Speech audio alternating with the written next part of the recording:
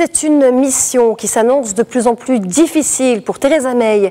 Hier, la première ministre britannique a été accusée d'avoir cherché à induire en erreur les parlementaires sur l'accord du Brexit pour avoir refusé de publier un avis juridique susceptible de renforcer l'opposition au texte. La chef du 10 Downing Street est de nouveau devant le Parlement ce mercredi donc pour défendre son accord. La responsable britannique a une majorité de plus en plus faible. Pourtant, cette dernière a fait planer la menace d'un départ de l'Union européenne sans accord, avec de lourdes conséquences pour l'économie britannique en cas de rejet du texte. Écoutez ce qu'en pense René Desfossés, il est économiste à Londres.